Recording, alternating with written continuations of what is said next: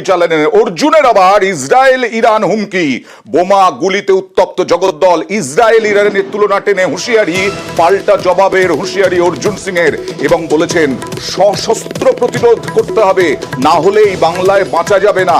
এরকমটাই বললেন অর্জুন সিং। জবাব আমি দেবো, ওটা নিয়ে আমি ওই পলিটিক্সের বিশ্বাস করি না। তুমি আমাকে মারবে, আমি ওই গায়ে রক্ত মেখে মিডিয়ার সামনে এসে সিম্প্যাথি নিয়ে রাজনীতির, আমি আমার প্রাণ আগে বাঁচাতে হবে আমাকে। আমি তো বিজেপি প্রত্যেকটা কর্মীকে আহ্বান করবো কি ভাই, মা দুর্গার আশীর্বাদ নিয়ে অস্ত্র নিয়ে নামো, নালে বাংলায় বাঁচতে পারবে না। ইসরায়েলকে বাধ্য হয়ে জবাব দিতে হচ্ছে না। গাজা থেকে হামলা হলো, ইসরায়েল জবাব দিল, এবার ইরান থেকে হামলা হচ্ছে, ইসরায়েল জবাব দেবে, আমরাও জবাব দেবো। একেবারে হুঁশিয়ারি।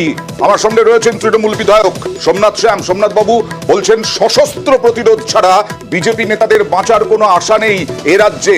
তিনি বলছেন সশস্ত্র প্রতিরোধের ডাক দিচ্ছেন, আর বলছেন ইসরায়েলের মতো ওই পদক্ষেপ করবেন, যেমন ইসরায়েল প্রতিরোধ করেছে, ইরান পাল্টা হামলা চালিয়েছে, এইরকম।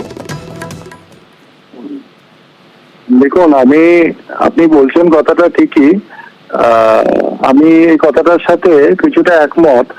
যে অর্জুন সিংকে সবাই জানে, সে একটা গুন্ডা, মাফিয়া, মাওয়ালি।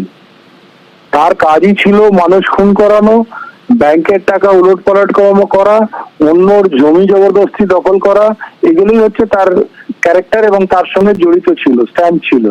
তো এটা তো সাধারণ বাস্তব কথা, ওই কথা বলবেই। তো ওই বলে না, চোলা পড়েছে, গায়ে চোলা দিয়েছিল হরে রাম কীর্তনের, কিন্তু অ্যাকচুয়ালি তো ওনার ক্যারেক্টারটাই তাই, এইসবই ওনার ক্যারেক্টার। তো এই কথা তো ওনার মুখে শোভা দেয়, আমাদের মুখে তো শোভা দেয় না। আর শ্রমিক ভট্টাচার্য বিজেপির যিনি স্পোক্স পারসন না কি আছেন জানি না, উনি বলেছেন যে অর্জুনের উপরে হামলা হচ্ছে।